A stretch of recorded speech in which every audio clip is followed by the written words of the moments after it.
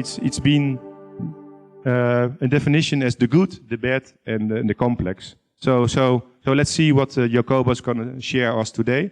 So let me give a big applause for Jacoba Sieders.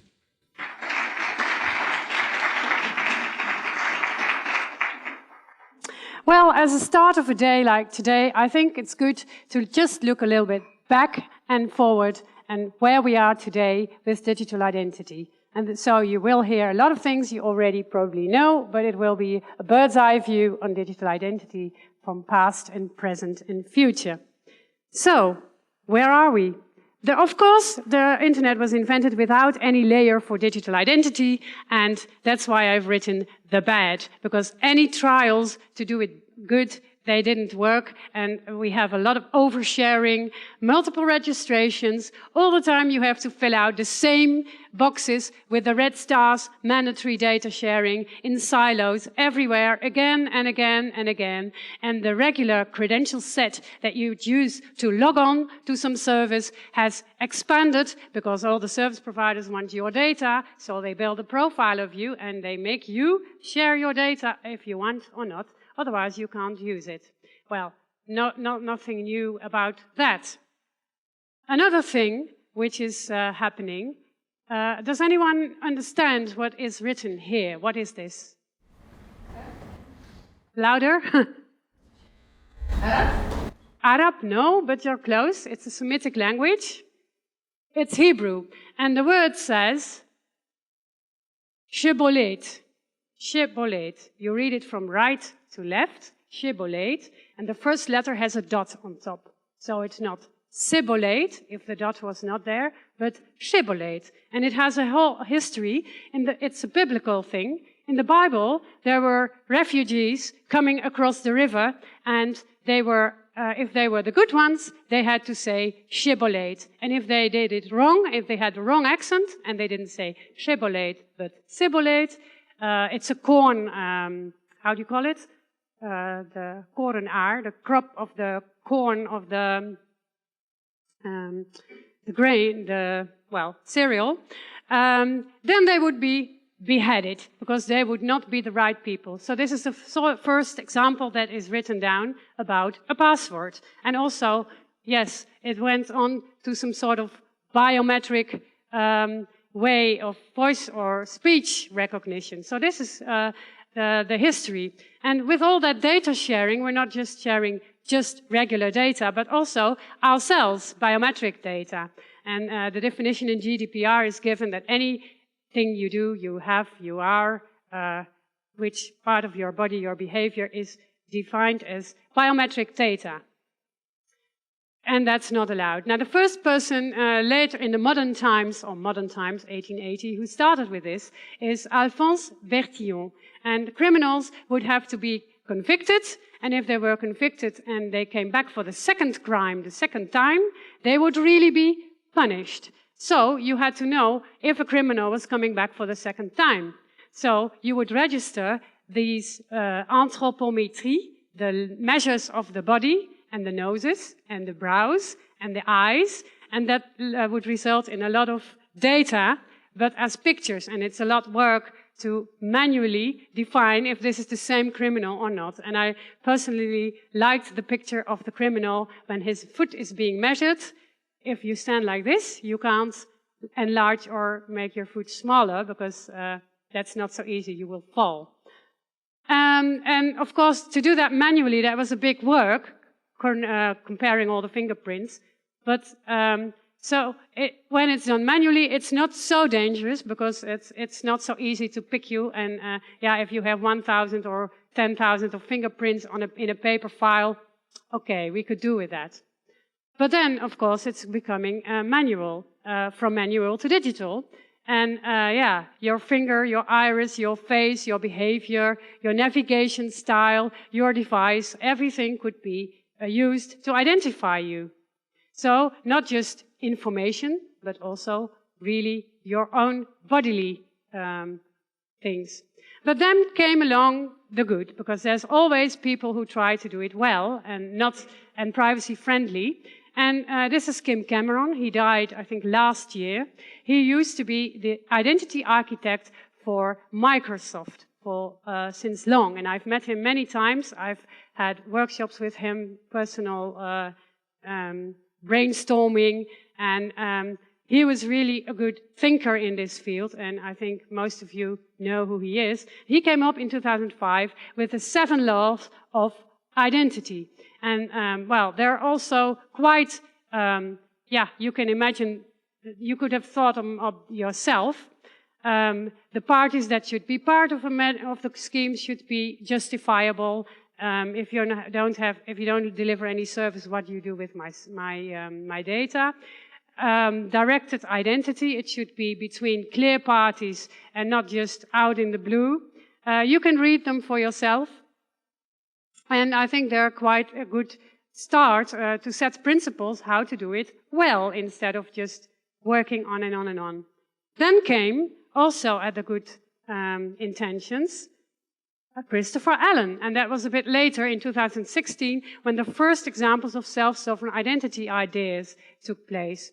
Existence, a user should be independently existing and not be dependent on someone else to have a digital existence. Control, access to their own data, and of course it's all in line with the GDPR, the privacy regulation. Transparency, we should be open, we should be transparent, also on the algorithm. Persistence, we should not have to reinstate an identity again and then lose it and again make another one. They should be interoperable, work together, there should be content, protection, all of that. So if we have a summary of all the good intentions for, I'm standing in front of the list, maybe. Of course, single sign-on was already a good start by reducing the number of credential set a user would need, because it would make various domains interoperable with the same set of credentials. You could access more different domains, and that's, of course, for the usability quite good. But for security, it's not so good, because if your credential set gets stolen, you have all the domains accessed by the criminals or the identity thieves. So identity federation, it already exists for a long time. Then we had Kim Cameron with his 7 laws of identity. And then in 2015, the Kantara initiative and Trust Network gave the users a bit more influence on managing their own identity. So, but still, that's not a sovereign identity. And then in 2014, we had eIDAS version 1, the European legislation, to make national EIDs, government national EIDs, of all the European member states work together in a federated way. So you could log in with your Belgium ID with the Dutch government. Only government and in a federation style of setup. Then SSI was born with Christopher Allen. And in 2017, we could see initiatives emerging decentralized identity solutions. And the EU in 2018, and I took part of that, was granting money to innovation projects in the sphere of SSI. So I was handing out the subsidies for that on behalf of the European Union, together with TNO, the research company in Holland. So there were a lot of projects working on self-sovereign identity. And that probably gave the idea for the EU to initiate eIDAS version 2, which is also with the self-sovereign decentralized identity setup. Self-sovereign identity is a term that is used, decentralized identity or distributed identity, which is a totally different concept of managing identity and access. So I'll get on to that later. The Global Asserted Identity Network is a global initiative of various identity initiatives who try to do it well. And they founded themselves, if you see identity people on LinkedIn with 100 in their name, the red 100 mark, it means they were writing on this white paper and supporting this initiative, and it's becoming quite large. You can find it on internet, and that's a global movement to get a global setup for good digital identity. And it was in 2021 done they announced themselves during the Kappener Call conference in Berlin. And then in 2021, the EIDAS version 2 emerged, including decentralized. And after that, from the GAIN network, the Open Wallet Foundation was done. I think it's the same people, Daniel Goldschneider, from the GAIN initiative, now starting an initiative to have a global open wallet. And what we see today is that decentralized identity is also adopted by large techs. If you find IBM, Microsoft, you find it on all their websites. They all have to mention the word self-sovereign or decentralized identity. And in 2024, which is actually in January next year, EIDAS version 2 is in place. It will be finalized. They already had the agreement on what should be the text. There's a lot of problems with it. Article 45, they don't like it. Some parties don't like other lines in it. But it's getting into force in 2024, probably January or the first quarter. So what do we have? Whether it's self-sovereign, that's the question. What is self-sovereign? We don't know. It's you always are dealing with relying parties who want to tell you what you have to do and which data you have to share. That can't be changed whatever setup you make for your digital identity. But at least we have the 10 principles and the 7 laws. And another one is unlinkability. No one should be able to see what all logins you did with what parties.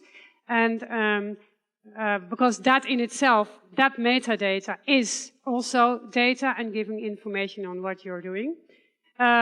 Selective disclosure, only share the data that is required for that interaction or that transaction.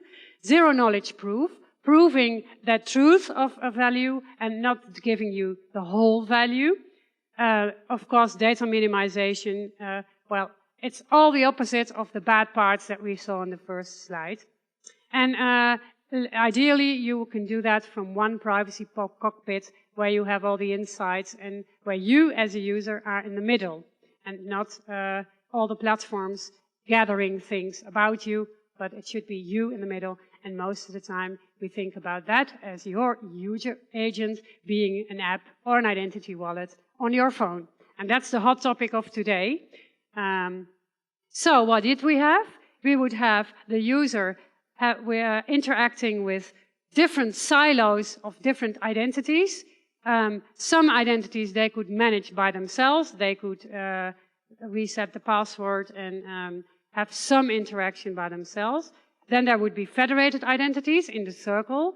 And there could be platforms managing identity. But still, that would be all the tastes that users would interact with. And also internal, inside large companies, there would be this whole landscape with also silos, federations, and some user-managed identities. That's the current regular way of doing identity. And now we have the wallets, this decentralized identity, where the platform managing your ID is you yourself, and your wallet could be seen as the central platform. So every user would have their own central platform, and the identity data would be from various issuers around the user, and the user would define what data would be in the wallet and what data would go out of the wallet to be shared or showed, not even shared, with relying parties. So if you have an EAA, an electronic attestation, attribute attestation, some data about me, not just my identity, but it could be any data. For instance, my shoe size, I could get it from some source or enter it myself and then share it through the wallet to some other party connected to the wallet who would want to see that. It's really like a wallet. And in a real wallet, there's money, and money has, of course, standards. Someone has to define what the euro is. Well, the comparison is not completely correct, but someone has to define what the euro is and what the data is, how that data look. You need a formal agreement on how we work with this wallet. What are the rules? And someone could police all this whole setup. So it's also quite like identity federation, where you have to have agreements among all the parties that rely on the data. So that's why I call it the complex, because it takes a lot, you can do a lot more with it. It's more privacy friendly, but also it's a lot more work. Because in the EU, you need these wallets with, if they need to be passport-grade identities, it should be clear what that means, both on technical and on policy level. And these European e-identities, if they needed to be accepted by all the member states, any wallets, and in the new law, it's not just public, but also private companies who could deliver the wallet, be mandated by the national member states, or who could be accepted both public and privately, that would mean there's a lot to manage. But we'll hear later about this, because I think in the program there will be more EIDAS. I'm not going to dive deep into this. Anyway, they started in 2011 with this regulation, the first version already with the Stork 1 and Stork 2. Herbert Leitelt from Austria was very active then and still is. And Austria today is quite well, going well with their digital identity solution. IDAS 1, and then the SF Lab, the Self-Sovereign Identity Lab of the EU, which was happening 2019-20-ish, somewhere anywhere, for a few years, handing out money for the next generation internet budget. And they even built a blockchain for people to play with self-sovereign identity on the blockchain, so people could use the blockchain of the European Union. Daniel Dussay was involved with that. He would be here today, but he was, well, he didn't make it. And then, in the end, 8th of November, EIDAS 2.0. So that's the history of the current wallet, EU ID wallet. And today, they're running a lot of large-scale pilots, 4 of them, 49 million given by the European Union to try a lot of use cases on education, healthcare, transport, anything you can think of. And the paradigm switch is also not just from public, also to include private, but from federated identity, as we knew it, to decentralized identity. And they've already done a lot of work. The architecture reference framework, because of course a law is a law and it can't be technical, it should be technology agnostic. You can't set a law on technical stuff. A reference wallet, large-scale pilots, and a battle about the standards, which has now more or less been concluded. Political agreement, EU Parliament and Council, that's been done. The trilogues, the member states' endorsement, and now we're in the linguistic revision, and the final acceptance is going to happen soon. And then in the end, by 2030, at least 80% of all the EU citizens should be presented or owning such a wallet, but it's not mandatory to use it. But the member states should present it to their citizen by 2026. Okay, but we're not there yet, because as I said, a law can never be technical, and you can't measure security, so how to prescribe what to do.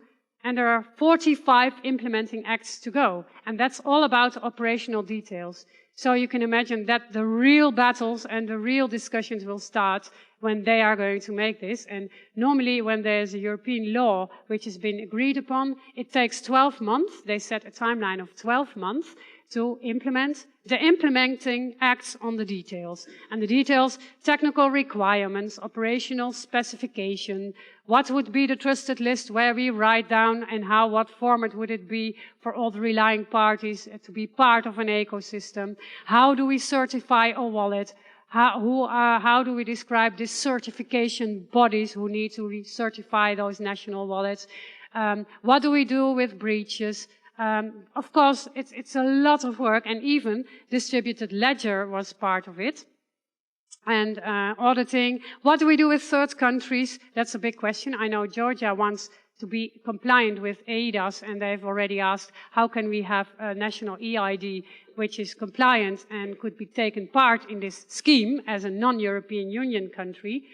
There are more countries who want to do this, but that's only 2 lines in the whole law, 1 article, and there's no details on it. These things have all have to be worked out, and well, that's the legislation track, and it will take 12 months, and I think that's a bit too short to do all that. Now, So there are also some challenges because getting a wallet adopted, it didn't work with AIDAS 1.0, the federated identity setup. They were not happy with the adoption rate. And then the question is, can and do users want to manage their own digital identity? Because it's quite a complex system. It looks easy like an app. Functionality is easily explained, but what's behind under the hood, that is not known. And I don't hear any people ever explaining the difference between federated identity, siloed identity, platform-issued identity, my first page with the arrows, with the user in the middle. That architecture is never explained, the setup. And there's a lot of resistance also against the European digital identity. Now they're going to trace all of us and all our thing. So the opposite, citizens who don't know, they think the opposite from what is the intention of this, because they have no idea what the concept change would be. And of course, this is a lot more labor-intensive to manage when you have all these wallets and they all need to be certified and you still need to have all the specifications endorsed. The wallets, the user agents, eventually, if you want to do it with help of blockchain, which is not needed, but you can do digital identity on the distributed ledger, you would also say something about that and about the standards for that. The electronic assertions, the archiving of these attributes, if someone is getting attributes from a golden source into the wallet, what would the semantics be for those attestations or those attributes about you? How would they be stored? The semantic taxonomies, onboarding for legal entities, because the new EU wallet can also support legal entities, not a person, but a legal entity. How would that look like? How would the onboarding be? What would be the relation with a personal wallet of one of their employees of the legal entity? There could be different roles and different setups. And of course, auditing should also be done to all those certified wallets. So a lot of legislations to do, but also a lot of work to do once that's all in place. And then, of course, the issuers, the institutes that want to issue the data, why would I, as a bank, issue data about you to some wallet? Why would I do that? I mean, I have my own bank ID. You can do anything you need to do with the bank already, and that's all very nice. Digital onboarding is now solved. So I have no reason to take part in an ecosystem issuing data about my customers, because it could also raise liability issues. If I have my credential set or identity being used in a different context, the risk could be different. In a bank, there's the logon, there's the process of the user logging on and doing a transaction, but behind the logon process, there's the fraud detector. That's a combined security measure, detective and preventative. At the front door, and behind the front door, there's the watchdog, the fraud detector. If that same credential set or logon is used in a different context with a wallet, it could mean that the risk is different. And I, as a bank, if I were a bank, I could be held liable if that doesn't work or if something goes wrong. So onboarding of issuers of data, what's the incentive? And that's not easy. And of course, they have implementation costs and have to adopt their internal operations as well. And if it's all free, that's not so easy. And also, the trust chain would be fragmented, because now data is coming from one issuer to the wallet and is used by another issuer. Now, where in the chain, if something goes wrong, who does the user call? It's not the wallet issuer, the wallet provider. It's not their mistake, maybe. We don't know. It could be a connectivity problem, or it could be something at the database of the issuer, or something on the receiving end. So that's not easy.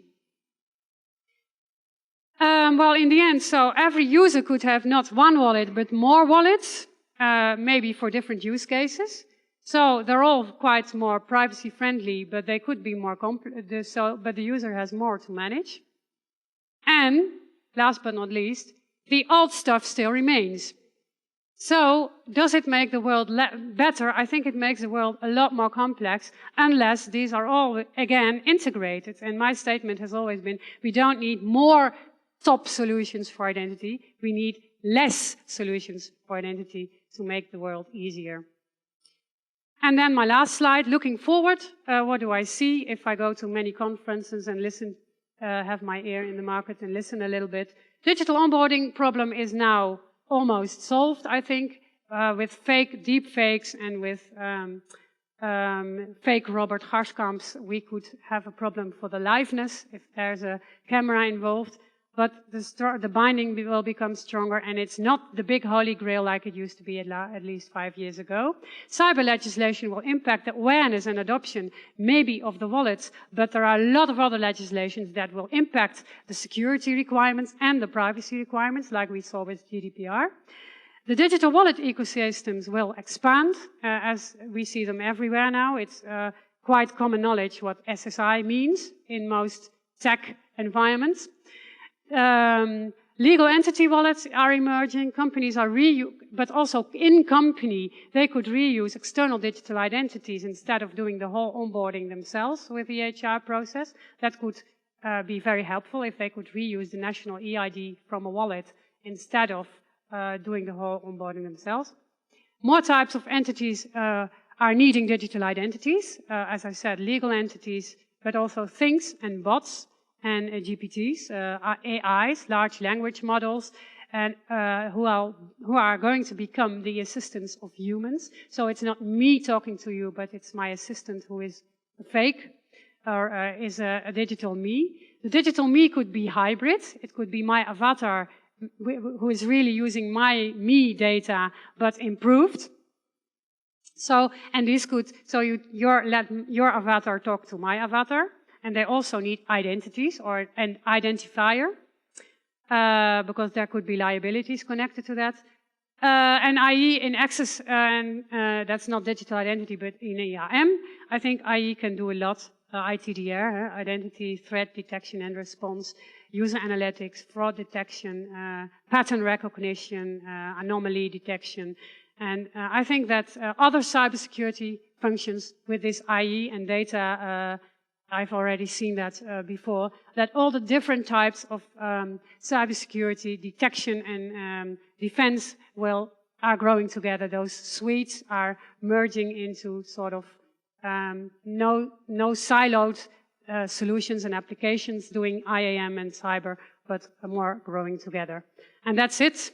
I've fixed my time, I think. Thank you.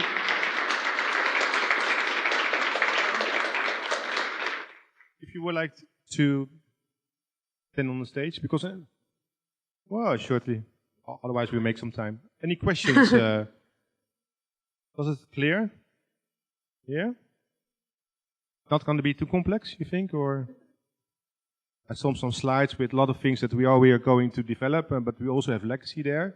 So what do you think? Because we have the, I think, was it 400 million citizens who would like 450 maybe, yeah. Yeah, so do you think they are aware of the fact what's coming? No, maybe the businesses are.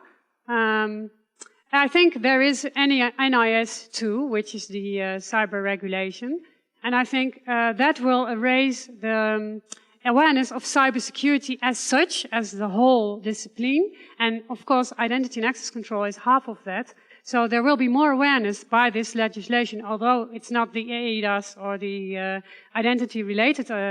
Identity is a large part of cybersecurity. It's the preventative control. And in this NIS, it's written that CEOs of large companies, they need to have cyber lessons. So I think that could be one start where the generic audience would start to become more aware of this. But I don't think every citizen knows about this. No. I don't think that will work very fast. You mentioned big organizations, so I'm kind of surprised Martijn from ASML. Because you are going to also speak to later today. Are you already prepared for wallets and all those kind of things? No, definitely not.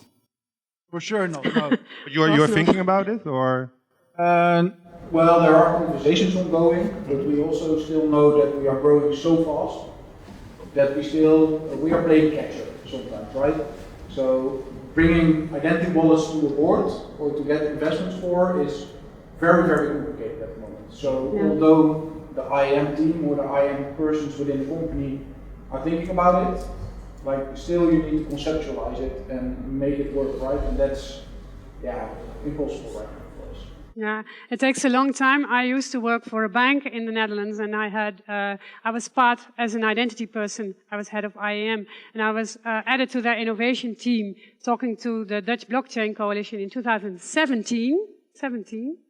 And we're now 23, and now for the first time I met people from that same innovation group talking about the decentralized identity. I was preaching it in 2017 to the CISO, but that was too difficult. So it took 6 years before they were aware of it. So it takes years. It already takes a CISO to have 6 years, so let's have other Correct. people too. Yeah. But we have a question there, and then Mathieu. Gerard. What's your name and organization? My name is please? Gerard Hatzing. I will deliver a speech this afternoon on legal entities, what's happening around the world. Jacoba and I know each other pretty well, but you mentioned partly legal entities, what's Correct. happening over there. I will give more information this afternoon for those who are interested. Oh, that's a very nice addition. I could have mentioned it, yeah. The global legal e-identity identifier. So that's important, of course. So you mentioned there were 45 implementation items for the legislation that Yes. should be done in the next 12 months. Yeah. Yeah. Which ones are realistically going to move in 12 months? So Well, I'm not sure because I'm not one of those policymakers, but I don't think they're going to do it. That's almost impossible. not all 45, but stomach feeling if there was one that has less friction than the others? Now, some of them are more easy because they would, for instance, describe a format of a report on audits and so on. Those are quite operational, and you could almost make models for that or reuse other models for that. So I guess they can do those, but... the more standards work, more kind of... Yeah, it's all the operational stuff. Okay. Good morning, Marianne from InnoPay, Marianne Terveen. You sketch a lot of things that need to happen, etc. Is there something that could make you more hopeful in the respect of the wallets, and what would it be? Oh, that's a very good question. Yeah, I think indeed it's the legislation that gives more awareness to big companies. And I see that there are big techs already talking about SSI. That's always a good sign. So, but it takes time. Identity takes time. Quality takes time. And is expensive. And you can't change that. I don't see any way to speed it up. But yeah, if large companies and smaller companies could be more aware, we need those. So was it hopeful? So the relying parties, if the relying parties, the parties who need to accept these wallets, to trust the data from these wallets, or the signatures, or the identities and authentications, if the relying parties, I think that's a critical success factor, because it would mean that you could use your wallet with many parties. So it's all about the use cases? Yeah. So last question, Marijn? Hi, Marijn Marcus from Capgemini here. You mentioned ancient Hebrew using different accents as a method of identification. Yeah. Now, with modern Good or the deepfake bad. technology and 10 seconds of audio, I can make anyone sound like your mom, with all due respect. Yeah. But accents Correct. remain one of the toughest things to tackle there, especially when it comes to languages that are not English or Spanish. Do you see any future in voice identification still? I think it should be a combined set, both voice and facial and liveness and continuous authentication, I would call it, or continuous identification. And an example is behaviosec, when you use your phone in a specific way, the way you walk, your gait, the way you type, the pressure of your finger, and your voice and your passport, so multi-factor. By using the phone, you're all the time identifying yourself, because the usage, the way you use your phone is identifying you. And that's very difficult to multiply or to copy. So I think that would be the safest would be really safe when you talk about authentication. So more data, my favorite answer. Thank you. No, different data. Different Okay, data. great. Yeah. So thank you. Give a big applause for Jacoba.